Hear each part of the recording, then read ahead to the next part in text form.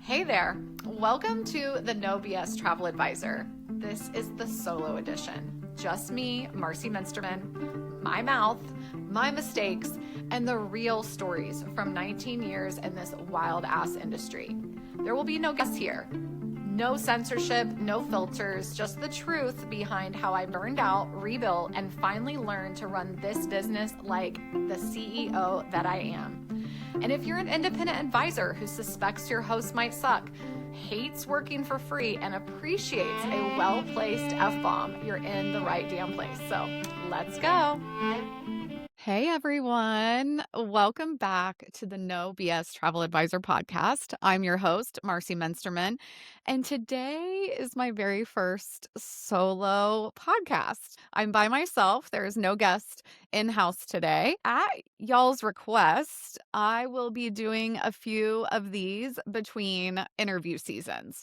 One of the big topics that we talk about a lot in the Maximize Your Travel Advisor business community on Facebook is the F word, and not the 4-letter F word, the 3-letter F word, especially when it comes to those in the middle of the night DMs and the pick your brain clients who slide in at random times of the year that you're like, I don't know what to do with these people. They always ask me for quotes. I give them, they ghost, then they come back. It's very much like this cyclical situation where you're attracting a very specific kind of client to you, whether that's in your marketing or if it's just in who you have been serving, or maybe you're new and you're just putting out there that this is what you're doing. So people do ask a lot of things in the DMs that you're like, I don't want to do this for free. I don't want to keep sending all of these quotes. So I especially see this in the theme park arena where it's super easy, and I'm putting that in quotes, to quote quickly and shoot over something in the DM.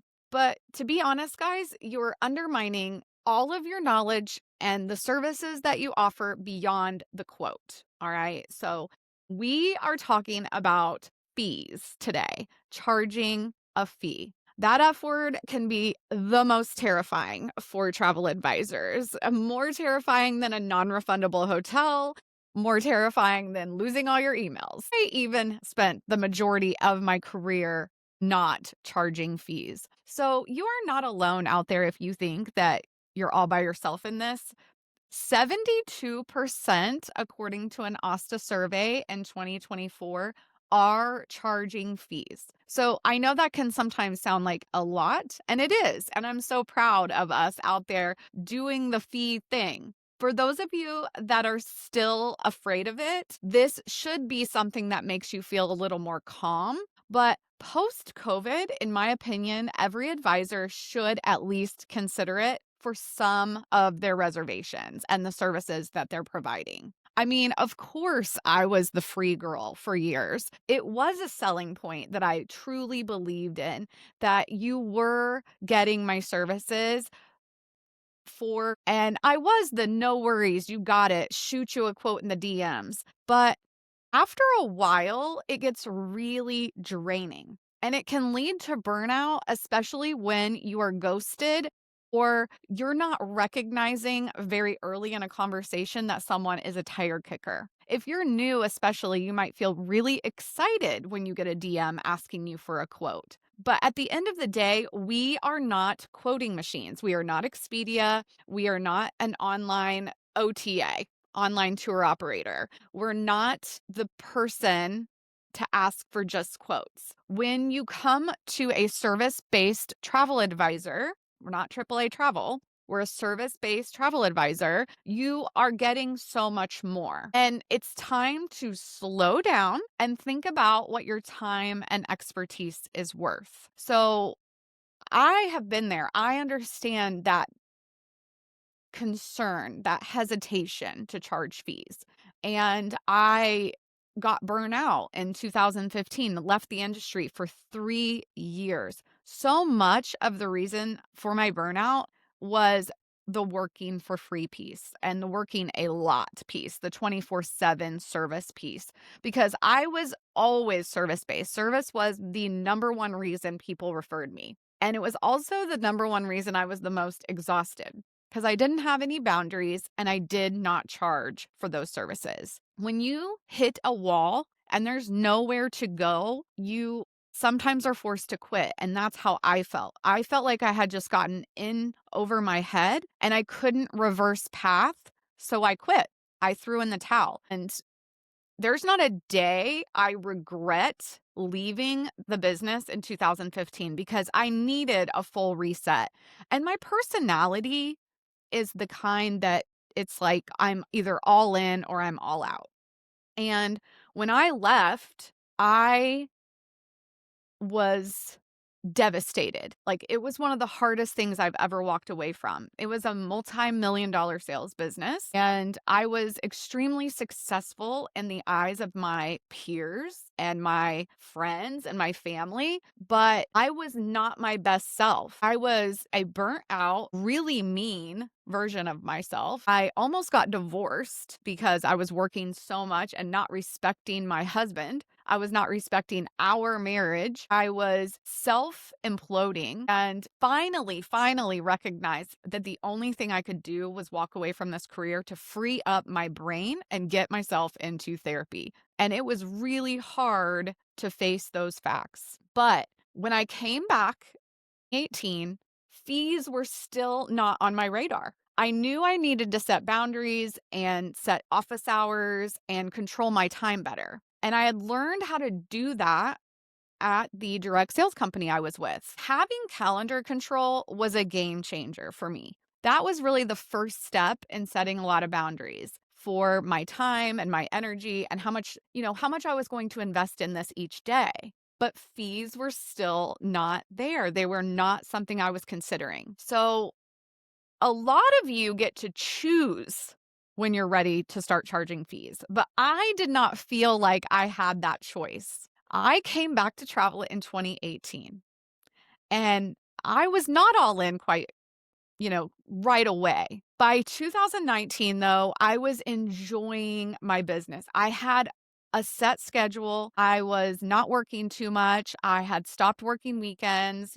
I really was enjoying the quoting and the getting the information out to my clients. And I was working with people I'd worked with before, but I was also working with some new people. That did mean I was getting ghosted and tire kicked occasionally, but I was so excited to be back in travel. It really didn't bother me at first. Coming into 2020, though, I was at the precipice of whether I was going to keep pushing this business forward or if I was going to scale slower, pull back, because 2019 showed me I still got it and I was selling like a badass. And I had some weddings on the books in 2020. I had some really big luxury vacations because I had set a minimum spend for my clientele. Whole other conversation. And then we know what happened.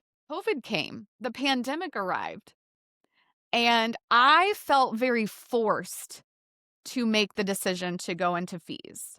I knew after losing my entire business, my commissions, my income, $500,000 in sales, well on my way to $1 million, which was what I had decided I wanted to do for 2020, especially on work I'd been doing since 2019. You're talking destination wedding planning that started early 2019 that wasn't going to travel until the end of 2020. Those groups were high value, but I did not charge a fee. So it was rough having to cancel all those reservations and realize that my commission that I got in January was $6,000 was all I was going to get. I guess I was paid that in February. And I think I got a small check in March from my February travelers. But my spring breakers had to cancel. My weddings had to reschedule. I spent hours and hours and hours rescheduling and canceling trips that I planned a year and a half ago. It was one of the hardest things I have ever experienced in travel, and I have been through some crazy ass shit. I remember swine flu. One of my colleagues got it on a plane on the way back from Antigua, so she experienced it personally.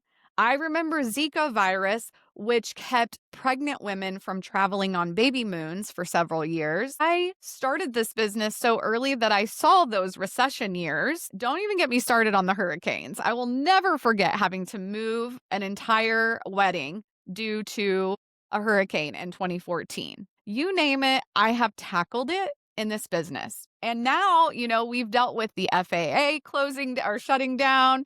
We've dealt with, just all these other things that have happened to us. We are tackling all of these things every single day in our business. It's like, what's on our bingo card for 2026, y'all? So I have a lot of experience with situations that require people to cancel, but there was nothing and there has never been anything like COVID. So I finally decided to make the leap into fees in angst, in desperation for some money, in respect for my time, changing how I looked at everything in my business. And in June of 2020, I announced after the finalization of cancellation, that's a mouthful. I think I had just canceled like the last trip that I had planned for the summer. And I had also just canceled my own Jamaica trip to celebrate my birthday that July, that I was just over it. Like I had it up to fucking here. I was homeschooling a 3rd and 5th grader. I was missing my book club. I was drinking too much wine.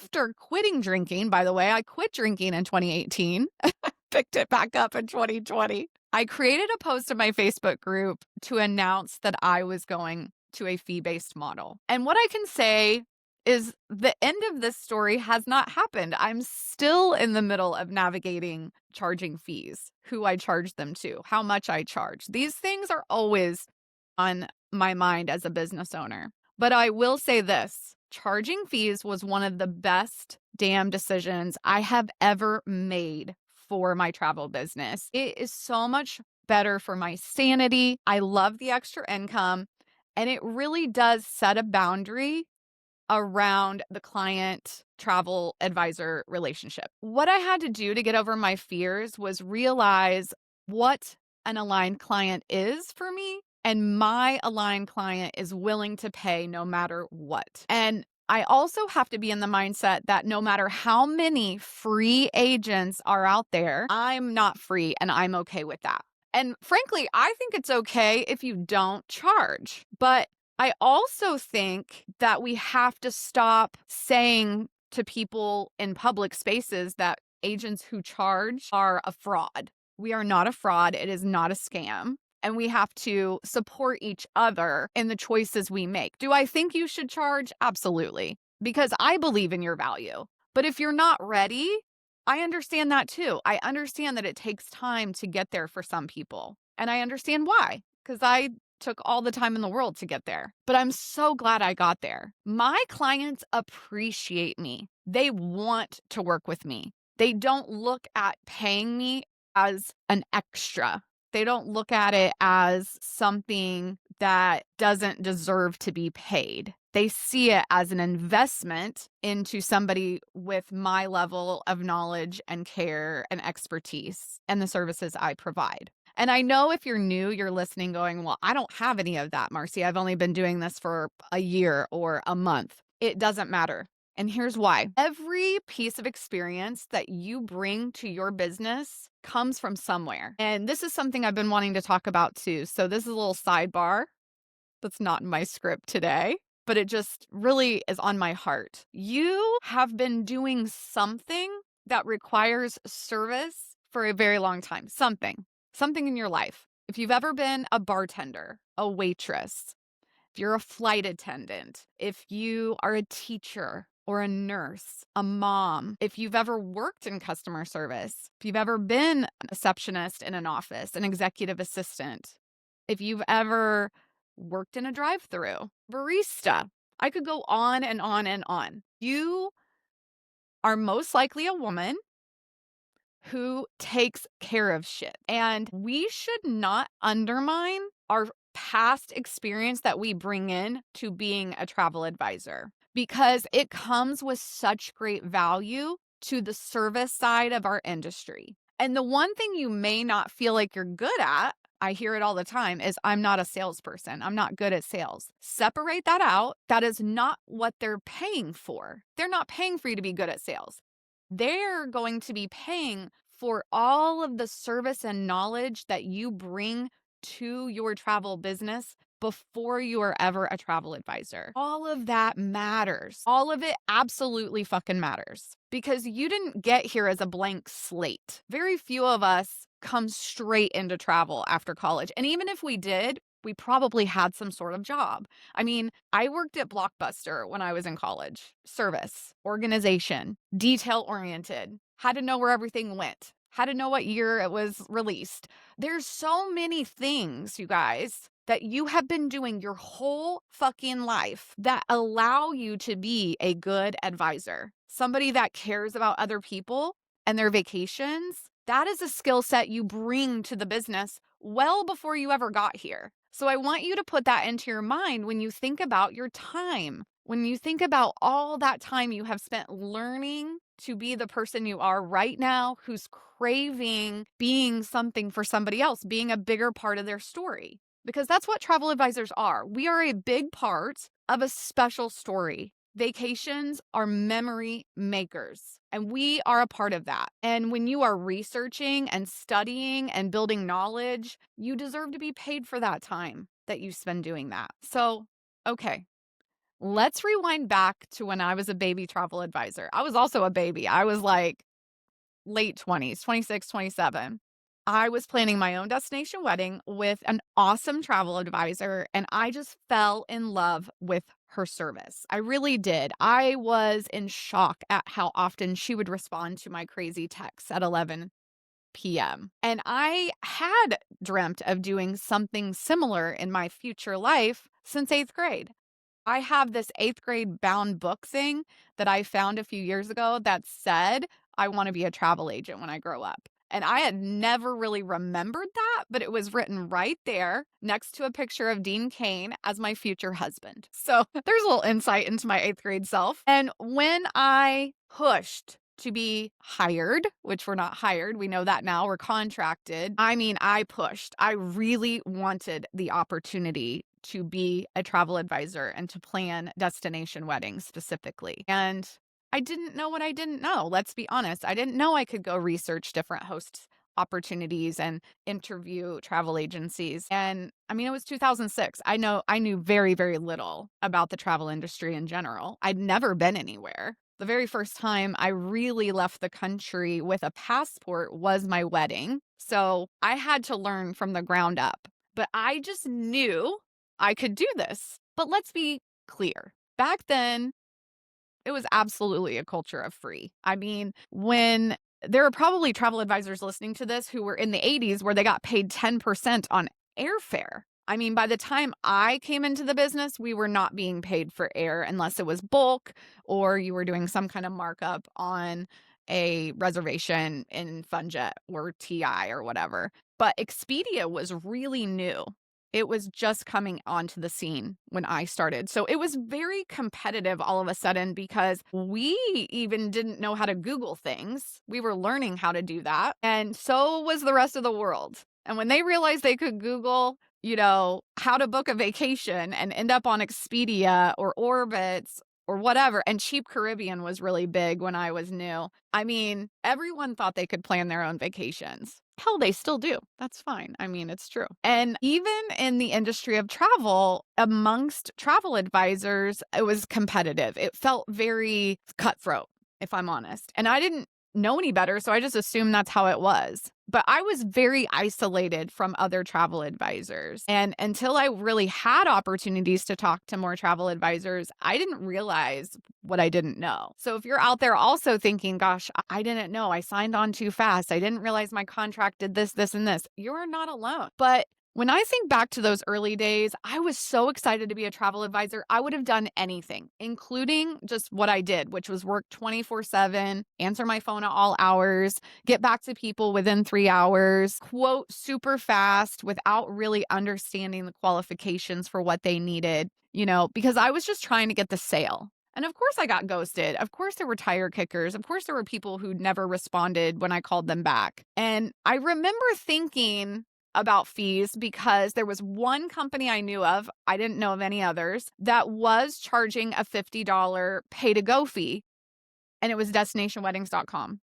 I remember thinking, what an awesome idea. They pay this $50. It basically gives them access to a travel agent, and she's going to quote them. And then if they book with her, they put that back onto their reservation. If they don't book with her, it's non-refundable. What a great idea. But my travel agency owners did not agree. They thought we had to stay free to be ahead. And that is scarcity mindset 101, but back then I didn't even know what scarcity mindset was. That wasn't terminology anyone was regularly using. I mean, come on, live, laugh, and lose money. Okay, that's probably not that funny, but seriously, it's easy to buy into scarcity mindset when you're surrounded by scarcity mindset and that you got to do everything and you just never know what that person is going to give you like next, or the lead that will come after it, or the money that they'll spend next year. It's like, no, we don't need to know all that.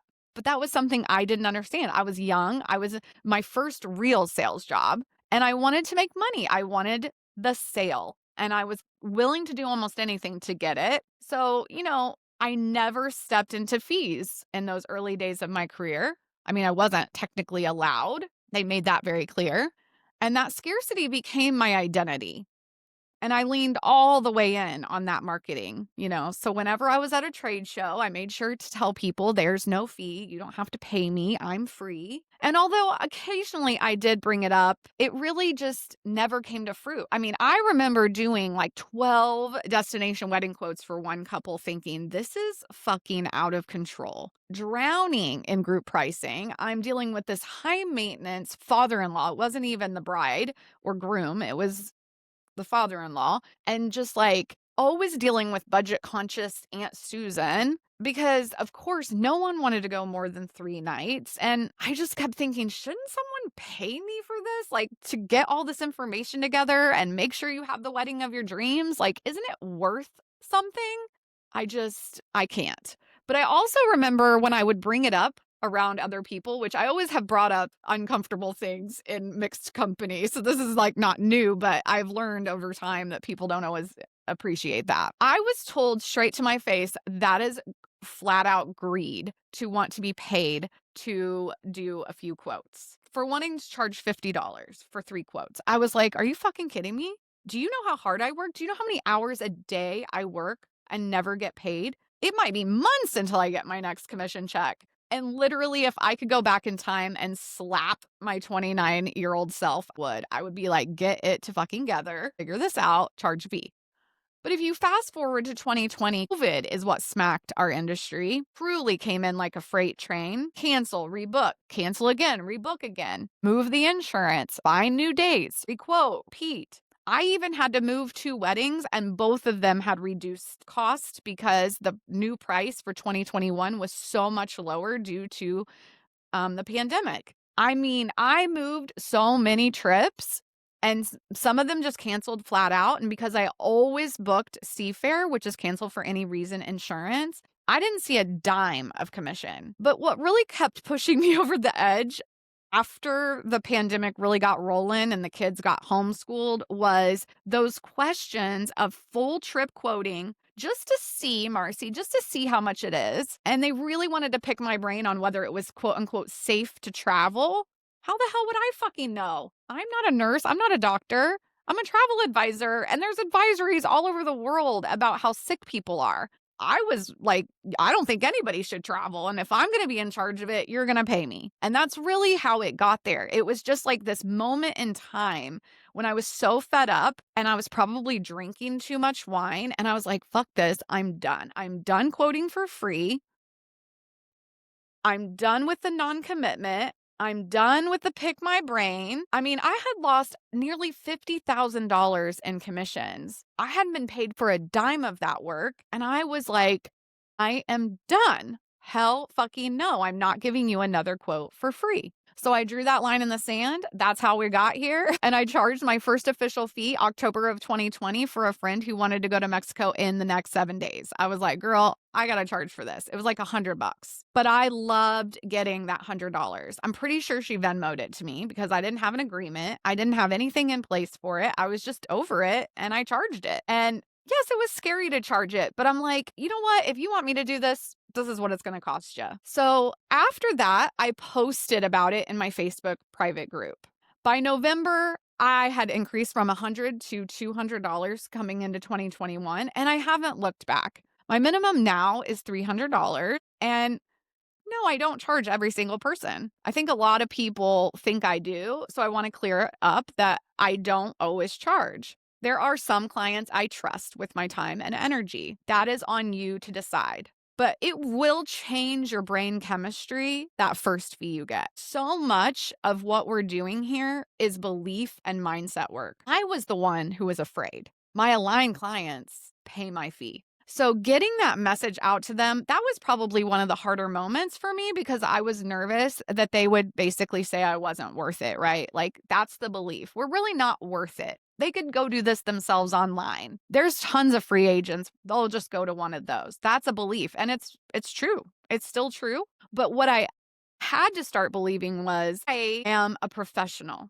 And there is nothing wrong with professionals charging for their services. I pay a lot of money to the luxury services that I have in my life, including my housekeeper, my lawn care provider, my pool guy. They don't show up unless they're getting paid. And I know those aren't commission-based models, but it doesn't change that no one's working for free.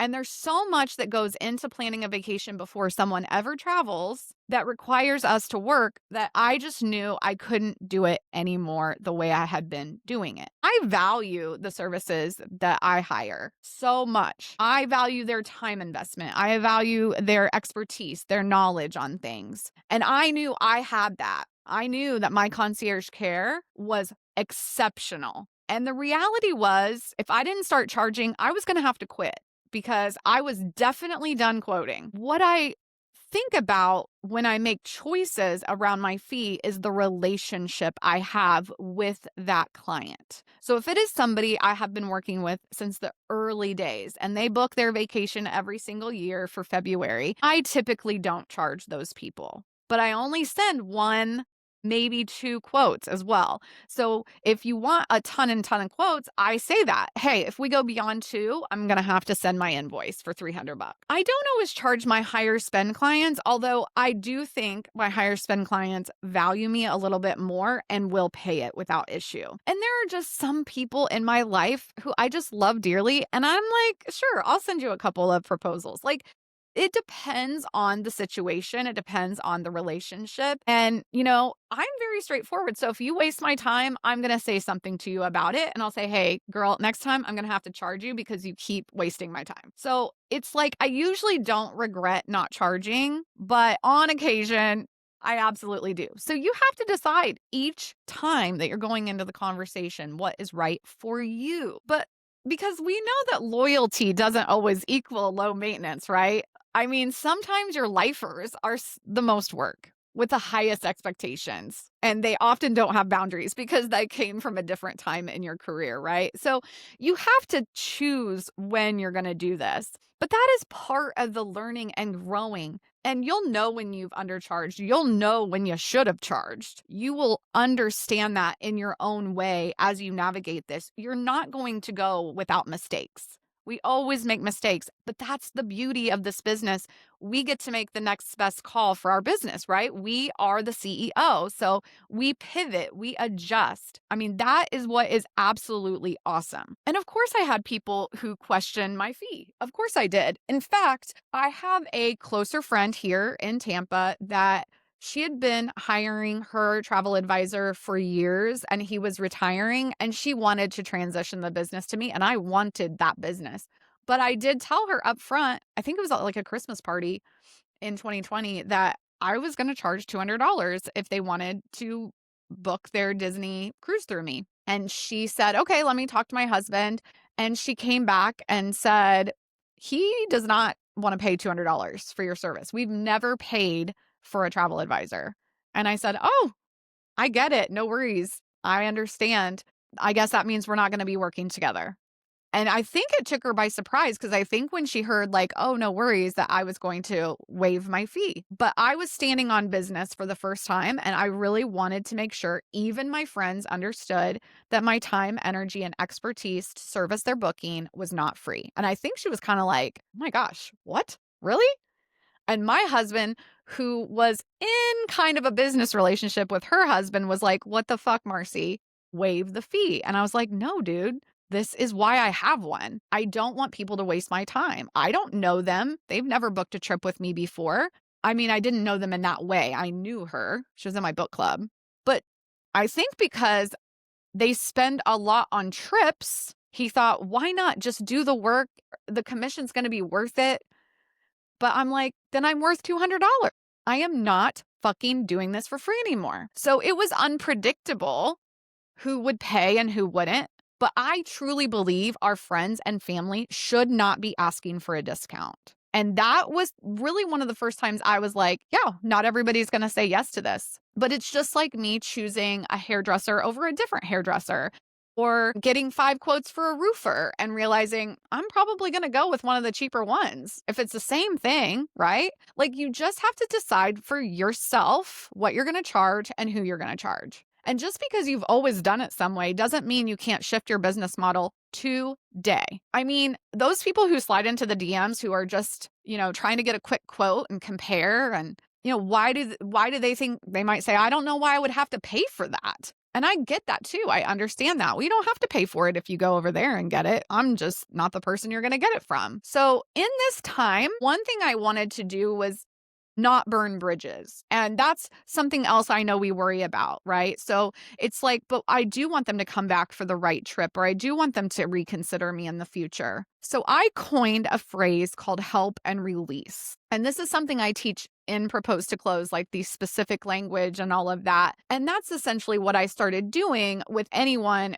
who wasn't super keen on working with me because of my fee. So I would say, no, I'm not doing that for free. Here's what it costs to work with me. And this is usually during a consultation is when I'm really addressing the fee, because I like to do it in person, quote unquote, like on a Zoom. Okay. And so I might say something like, I understand if you don't want to invest in my services, you absolutely should work with a travel advisor whose pricing model you feel aligned with. So here's where it comes in, where I say something helpful. I am happy to find an advisor that specializes in this. I can't guarantee if she doesn't charge a fee, but if you would like to talk to someone else, I can refer you. Or I would send them some kind of like starting point article, either from like TripAdvisor or perhaps just something I had read, a blog, an Instagram story, something that would give them a place to start, something that was helpful in their journey forward in their vacation planning, but where I was releasing them. It let us both off the hook, right? And it wasn't like I wasn't helpful, which I think is one of the things we all need to be anyway. Like I don't gatekeep. So if somebody asks me what my favorite resort is in Mexico, I always say Atelier. Like I don't hesitate. It's a secret. You have to get a quote from me. It's none of that. It's literally Atelier. You can either look into it with me. I charge $300 for that, or you can go book it yourself. I don't care. You have to release the outcome. So not only are you helping and releasing them into the universe, you're also releasing the outcome of what happens next for you and your business. And that is what I refer to as abundance mindset. That when you say no to something, you're leaving room to say yes to something else. And yes, guess who plans her own vacations now? My book club friend. Because her husband believes she has the time to do that. She did want help, but he wasn't willing to pay me. So I'm pretty sure she's still doing that. But until she's willing to pay me, I am not involved in those vacations. Do we still talk trips and go to coffee and hang out and go to book club? Absolutely. We're still friends because I'm not trying to burn that bridge. And if she ever asks me for something, I might send her a quick link, but I do not work, okay, without the fee. So yeah, I probably lost some people on my journey into fees, but let's be honest, I probably should have lost them years earlier. If $200 is going to make you combust, then you shouldn't be in my business model anyway. Like, let's be for real here. So a lot of you want to know how I price my fees. Setting up your fee is important though. So I want to kind of dig into the setup of the fee and then I'll talk about how I price. It is a professional fee. So let's stop with the Venmo requesting. Like, that's not appropriate. I'm not saying I didn't do it, but it's not a great way to funnel your money. Because if your fee becomes a stream of income, you do have to pay taxes on it. And you want to make sure they receive an invoice with the terms and conditions of your fee and make sure that fee agreement, what they are getting, how, like all of the details is very clear. And you'll live and learn through this agreement as well, because you want to make sure they know exactly, spell it out, explaining what they're paying for, the research and itinerary design. If you do any sort of vendor price matching, quote sourcing, price monitoring, if you offer that. I don't, by the way. The booking management, support during travel, if you're going to offer 24/7 support during travel, beyond whatever the TO offers. If you're going to book their flights, every little piece needs to be included in the agreement. And it can be like included but not limited to type of language. And then you're going to want the fee amount very clearly near the top. Like, they need to know right away what the fee amount is, what the payment terms are, and how to pay it. The easiest way to pay it. There should be a link. There should be, something simple that they can literally pay it from their phone. The easier you make it to get it paid, like, we're not taking checks and cash for the fee, right? You have to make sure you notate if it's refundable. It should not be refundable. It should not be pay to go. You should not be putting it towards a vacation. That is an accounting fucking nightmare. So just don't do it. And you want to make sure it's paid before you even start working. It's not to say that you haven't shared some ideas with them or that you're not excited to get to work, but until this fee is paid, you're not sending a quote. The scope of the work, right? So how many revisions are they going to get? How many quotes does it include? How many destinations does it include? Some people charge per destination. I think that's really smart. How many hotels are you going to include? Is this an FIT? Okay, well then what does that look like? How many days does it cover? And then how long is the planning window? Because I like to close within a week of sending a proposal. But typically people say their quotes, and these fees last about 30 days. So there needs to be some sort of expiration date, because this will save you a ton of headaches. Like, oh, I quoted them 6 months ago. They're back. Now what do I do? It's like, well, it should have had an expiration date on it. And then you want to make sure you define your no. What is not included? If you're not going to do unlimited revisions, make sure it says that. If you're not going to do visa applications, and I'm like an all or nothing agent. So like, if you want to book some of your hotels on points, I'm probably not even doing your reservation, but I also don't price match. So I make sure that's included in my list. I don't price match. And I mean, I'm pretty ruthless. Okay. Like, you're only getting one quote probably. Like, I do a first and best proposal. That's something else I teach in Propose to Close. It's a fucking game changer, by the way. And then you just want to make sure that that planning process does not go on forever. In Propose to Close, I teach you how to close a lead in 3 to 5 business days, whether that's not booked at all, like we're not doing this at all, which doesn't include any quotes, or they're not ready, or if they move forward, pay my fee, then we're getting booked in the next 7 days. So really understanding how long those proposals are valid. And if they choose to not return emails and texts and things like that, what does that mean for requoting in the future? Are you going to work with that person again? Like, these things need to be in the fine print of your agreement. And then they need to know what to expect from you. Communication channels, if you want to be email only, if you're going to text, the hours that you work, and really emergency protocols for during travel, things like that. And then last but not least, cancellation terms. If they cancel their vacation, are you charging a fee? How are you going to collect that? I personally don't charge a cancellation fee. The majority of my clients who cancel are doing so for a good reason. I don't want to make it difficult for them to cancel. And if I am charging enough on the front, I do feel like my time has been paid, especially if they don't travel. No matter what, the number one rule is this fee is non-refundable. So just keep all of this type of thing in mind, that you're going to want this in your agreement. I do think hiring a lawyer to write terms and conditions and fee agreements and waivers of insurance and all kinds of documents are so important, because you want to make sure that you're legally covering your own ass, as well as being hyper clear to the client. Like, I'm in business, I'm a business person. And I used to send this through DocuSign, but Google has a document signer now. You can use your CRM, I believe is TravelJoy, Travefy, and Turn all offer some kind of form signature option. At the end of the day, your role is to save them time, eliminate as much stress as possible, and be an advocate for their entire trip from start to finish. So that fee really allows you to show up as a dedicated professional. For me, it meant I could take a limited number of clients per month, which was 5. Like, I really was able to limit how many clients I was working with per month.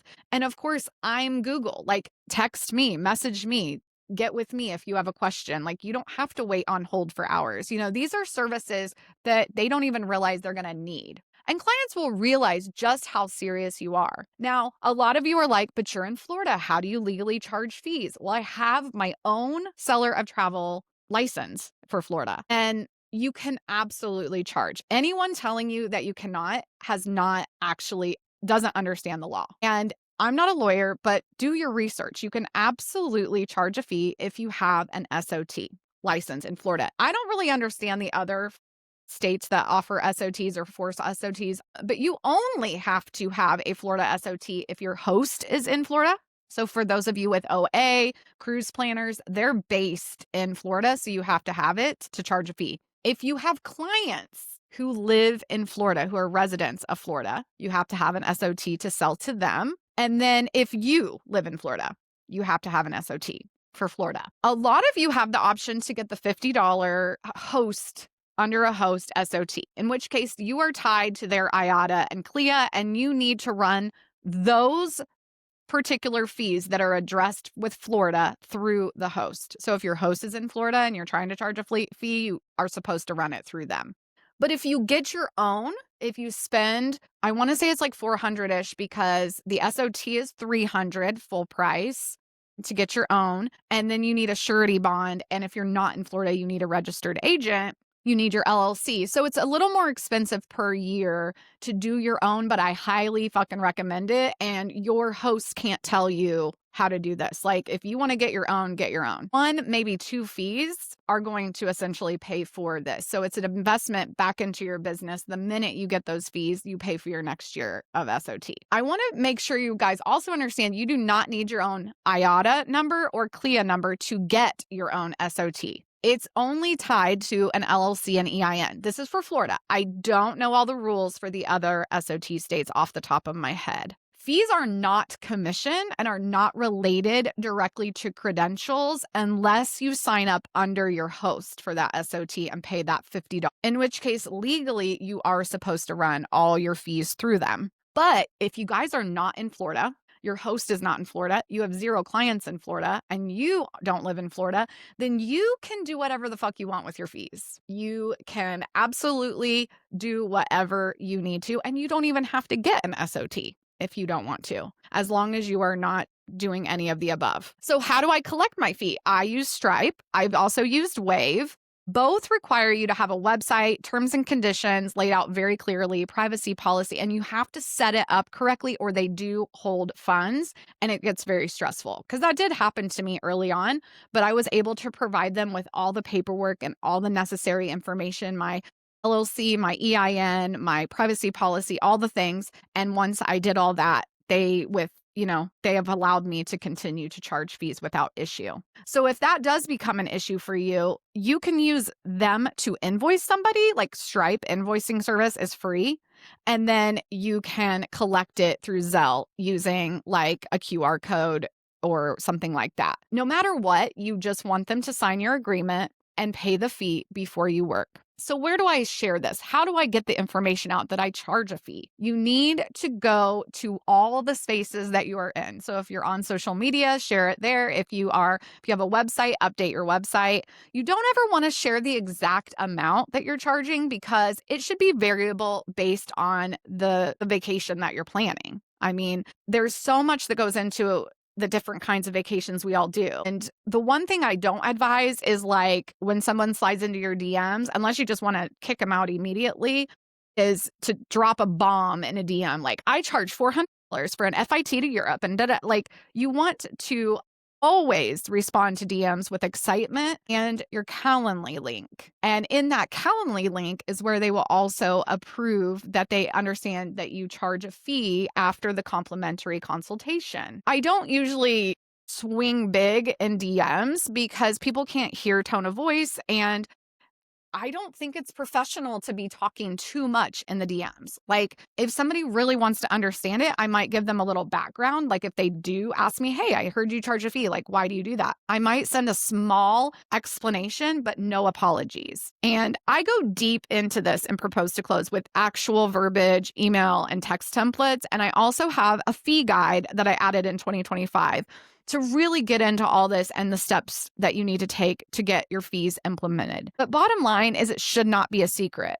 Making sure you share in the educational expertise posts that you're doing in your social media and on your website that you do charge a fee beyond the consult is really important, so that you are not blindsiding anyone and they're not wasting their time getting on a call with you just to find out you charge a fee. Now, if they don't read that Calendly link and they just sign off, that's on them. As long as it's there, you can always refer back to it. But no matter what, I always say my fee is variable depending on the complexity of your vacation needs. So repeat after me. My fee is variable depending on the complexity of your vacation needs. You do not have to spend too much time over explaining your fees. The less time you spend, the better, because this is not meant to be something that makes your life harder. It's meant to eliminate tire kickers. It's also meant to teach people that your time and energy is valuable, and it does it quickly when you say things that are simple, okay? When you start to go on and on and on about your fee, they're going to get like want, like Charlie Brown teacher voice in their brains. You guys could be getting that right now because this is a lot of details. And I was so hoping this would be a 30-minute pod, but when have I ever been able to only talk for 30 minutes? So technicalities here also include, what do I charge, Marcie? How do I charge? Like, those types of things. It's like, well, I personally went to a per person model pretty early on. Like, originally I was like, it's $100 for your trip. It's $200 for your trip. But then I realized I was really dealing with multiple people, multiple flights, multiple details, sometimes multiple rooms, especially if it was FIT Europe or Asia, things like that. Those that require a lot of extra time, and every single added person required more time. So my planning fee needed to go to a per person model, and I'm glad I went that way. I think it's also a little softer presentation to say 75 per person or 150 per person or 200 per person instead of, oh, your fee is $1,000. It's just in that presentation, right? And there are some coaches who believe having a 7 or a 9 at the end, like 149, a 197, is a softer approach. It's a Walmart approach because Walmart does that. It's not quite $10, it's $9.99.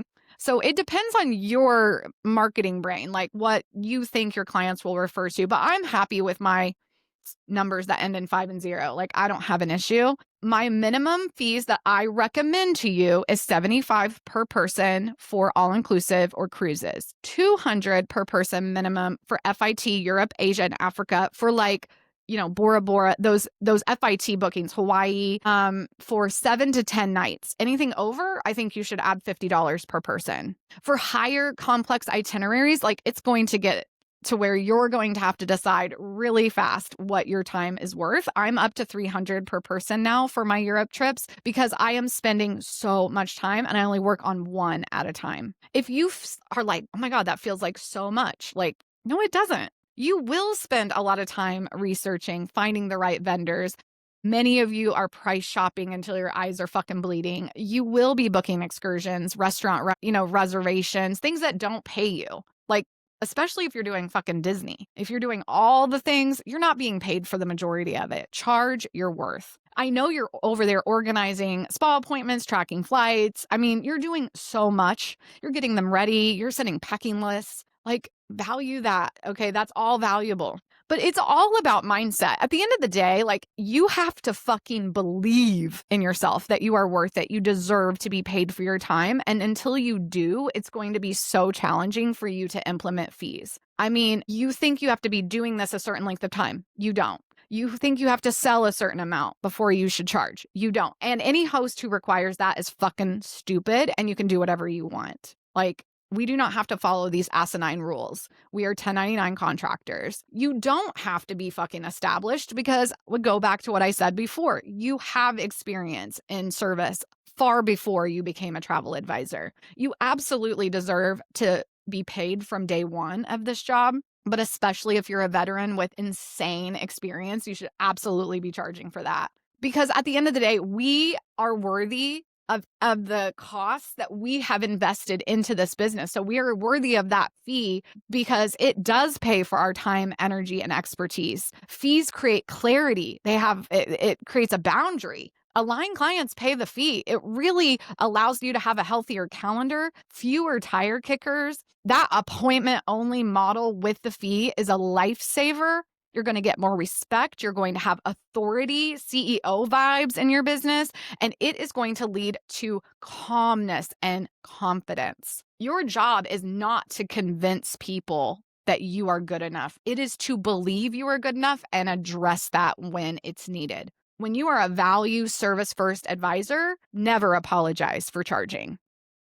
And if they want to work with someone else because they want free, cool, go on with your bad self and let me give you a few names if you need it. It's so important to just release the outcome because that is when abundance will come your way. It opens that energy pathway to allowing for the right client to come through that door. So I have a few affirmations for you. My fee is a filter that protects my energy. Put it on your mirror. Repeat it every morning. I will not waive my fee for friends or family. They should not be asking for a discount. People pay me because I am worth it. I release all guilt for charging a fee because I am an amazing advisor who fucking delivers. My worth is non-negotiable. Charging my worth creates the freedom I desire in my travel business. Guys, this was literally one of the best, most CEO badass decisions I ever made in my business, and I want that for you. Charging fees changed everything in the best way. It cut my workload in half. It allowed me to boost my income. In fact, in 2023, I collected over $20,000 in fees alone. And I was able to reinvest that back into my business. And when you start to think about what you could do with $20,000 in your business that you didn't expect because it's not commission, you will be able to surprise your clients with upgraded transfers and have a gift delivered to their room if you want, or maybe do a fun Christmas ornament present for your honeymooners. You might be able to take a class or get a coach or do whatever you want. Go on an extra trip that makes your business stronger. The fee literally brought excitement back into my life and I felt appreciated. I mean, if your love language is a pat on the back, those words of affirmation, that fee plus that word of affirmation, it is like amazing. I mean, it filters out all the bullshit. It attracts a specific client to me who trusts me because they'll pay for me before I even get started.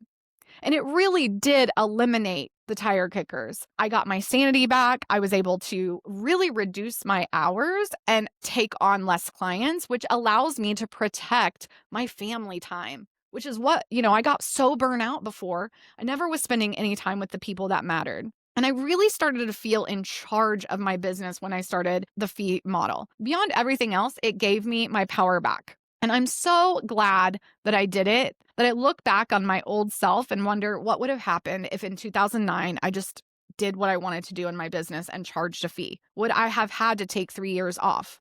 I don't think I would have, because it would have allowed for me to start having boundaries early and change my mindset and honor myself. I mean, this is who I am. And I like my business model. And there are plenty of aligned clients out there who are willing to pay it. And if you have been listening to this and just getting that spark in your chest, if you're like, yes, yes, yes, like your coffee, you're like down in your second cup of coffee with me, it's time. You don't need to wait till January fucking 1st. You don't need to wait for the next best time to start. There is no good time to start. Start today. Get your process set up, get your Stripe, get your business accounts in order. Like, that's what you need to work on. And then start talking out loud, practicing what you're going to say to people when they ask. Practice with your husband, practice with your best friend, practice with your kids for all I care. Just keep practicing I charge a fee. It's variable based on the complexity of your vacation. I would love to chat with you in a complimentary consultation before we work together to make sure it's a good fit. These are easy things to say that show authority and confidence and a belief in what you're doing. All right. Thank you so much for being here.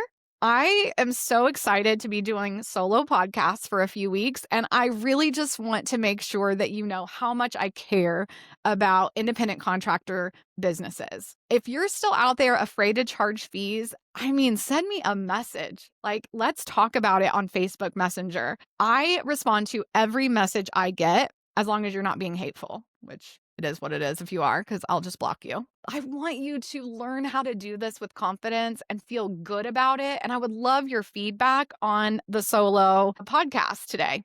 I want your life to change. I want you to have the business you desire. And I don't even want it to be about the money, although the money is fucking nice. I want it so that you can show up in your business calmer, confident, and clear. The more you do that, the more you truly are the CEO of your travel business. And if you start today and valuing your time and expertise and energy, moving forward, you're going to be a different person a year from now. And I want that for you. So have a great day. And if you need anything at all, reach out to me. Also, if you don't mind sharing a 5-star review, every little bit helps, and I really appreciate it. And if you don't want to miss an episode, please push the follow button on your choice of podcast or YouTube channel. Have a great day, guys.